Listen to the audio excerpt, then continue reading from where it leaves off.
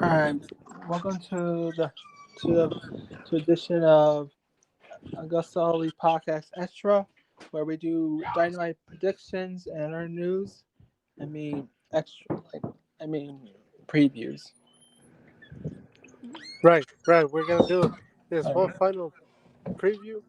Uh, Final preview is gonna be the last part of this podcast because, as Agosto Elite has said in his Twitter page, I am leaving this podcast. So, but this is the last one. After this, Agosto Elite will be on his own and perhaps with another co-host if he gets it. Uh, but yeah, we're gonna review this Road Rage of 2022, July, I Yeah. believe it's 7th edition. So let's start. You know, previewing it like normal, and then we'll do whatever afterwards.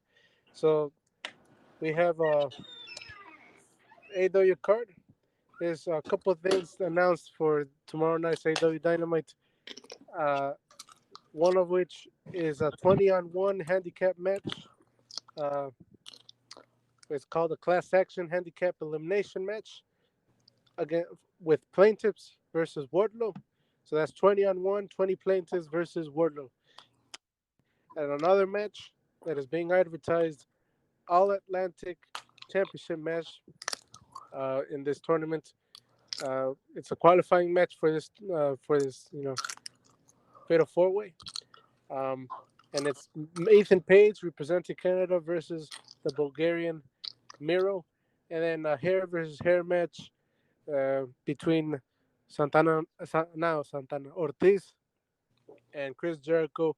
Whoever wins, gets to cut the hair of their opponent. And then I'm not sure what's gonna happen with this tag team match that has been, you know, things have been happening there. Um, it was supposed to be a TLC match between the Young Bucks, the Jurassic Express, the tag team champions, and the Hardy Boys for the tag team championships. It was promoted last week. Now with the Jeff Hardy situation, we don't know what's going to happen, but something of that iteration I would expect to have happened. So we're gonna go through that as well. I think that's it for right now. Oh, and also I think there was one other match. Oh, Dex Harwood and Will Ospreay is also advertised, and we're gonna start there. Actually, we're gonna start with Dex Harwood versus Will Ospreay, um, an interpromotional match. What do you think about this match? Who do you think is gonna get the victory? I'm giving it to Will Ospreay because Will Ospreay lost his team lost last Rampage in a tag match. I think Will Ospreay gets the victory against Dax Harwood. I think it's really more the beginning with FTR versus United Empire. And, Yes. Oh, continue. Empire, and it will lead the head on like FTR versus members of the United Empire for the IWGP Tag Team Champions. Yeah, I think I agree with you. I think if I were to pick a winner, I'd say Will Ospreay. You have to put him over hard against since he's a big singles opponent. You could beat him in a six man tag, but here against Dex Harwood, who is a tag team competitor, and Will Ospreay, a singles competitor, I think Will Ospreay will get the victory here. I would have to agree with you, and I think it's gonna be a great match. Obviously, different philosophies of wrestling, but we saw in this past rampage that Will Ospreay could go. He could grapple against Dex Harwood, who is one of the better grapplers of the world, and this is gonna be a good match. Yeah, Yeah, yeah, it'll be a good match. it's gonna be a great match. So we're gonna go on to the next one, the next thing that is being promoted, and that's a 20-on-1 handicap elimination match between the plaintiffs and Wardlow. Who do you think is gonna win? It seems like there's only one answer, right? Warlow, he's going to win. It's mostly a big squash match for Warlow.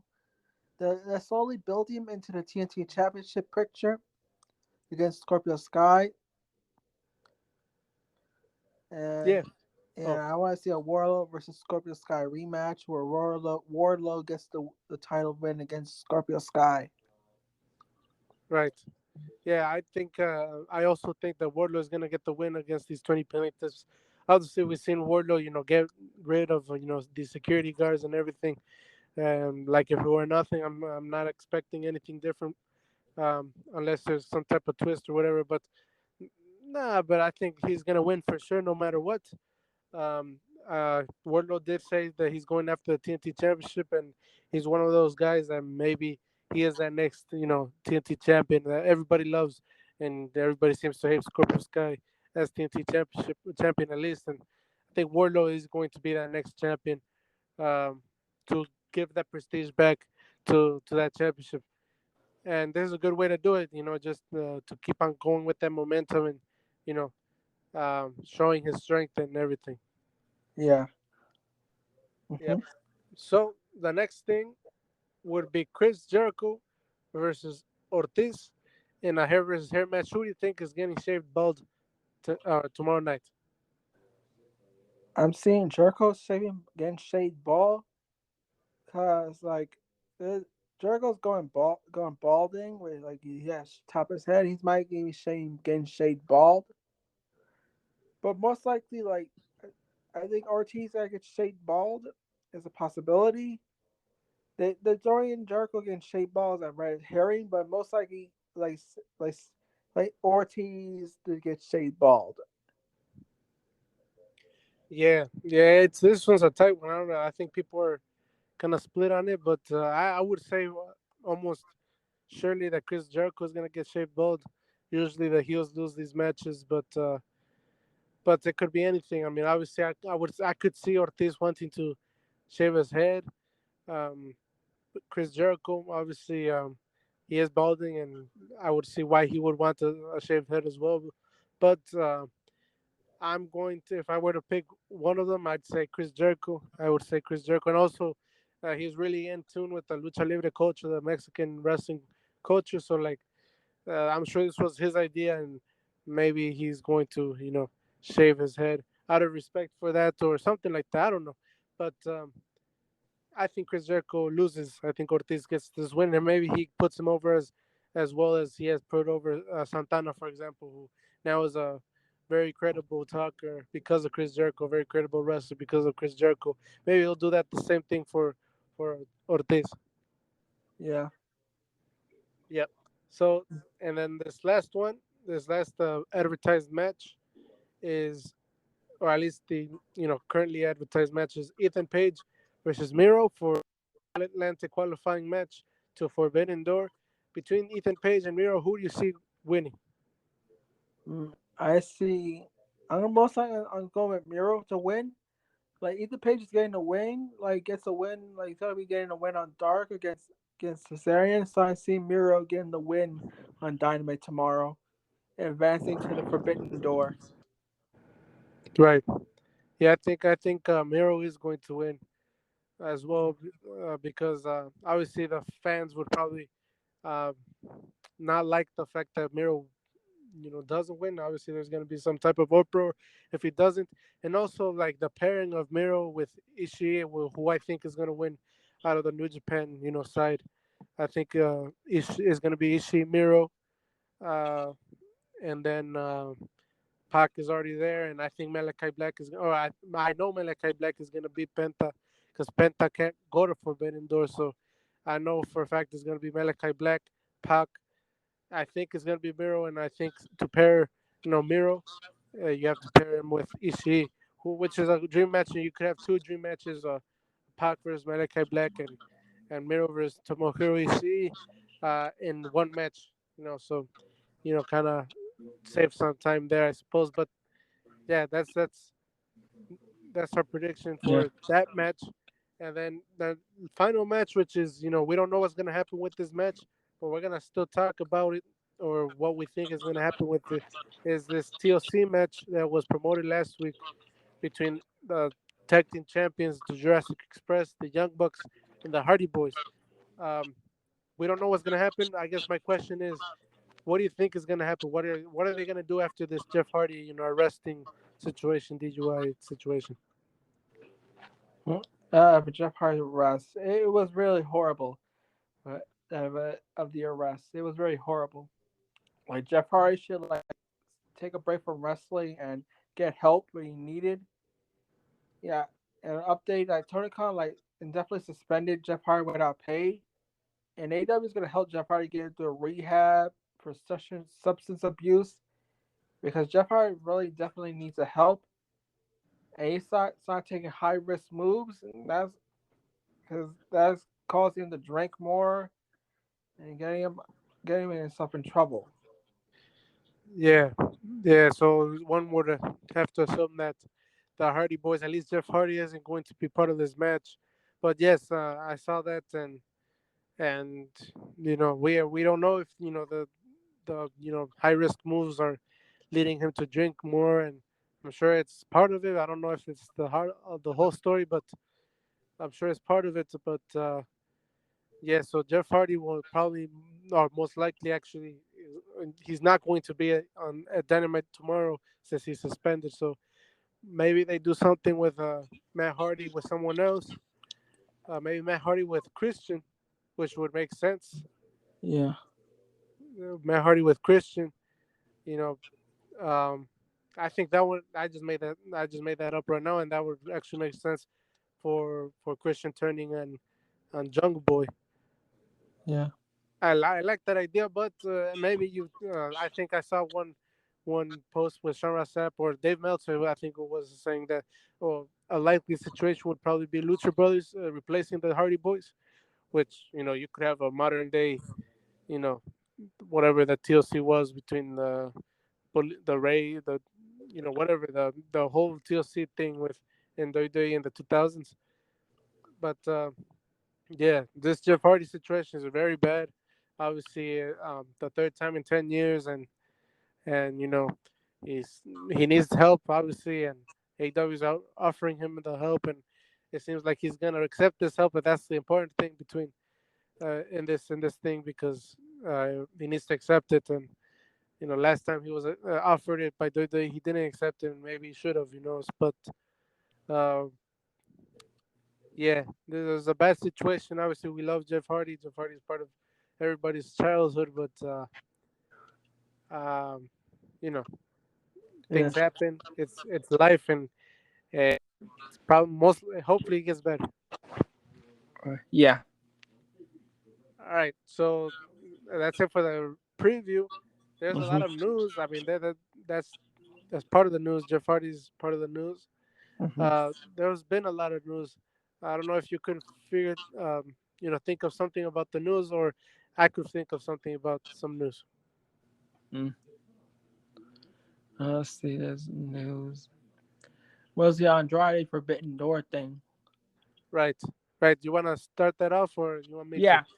Apparently, Andrade said that because of CML and AAA's like politics, like Andrade and his Mexican friends can't go to the New Japan's Forbidden Door pay per view. Right.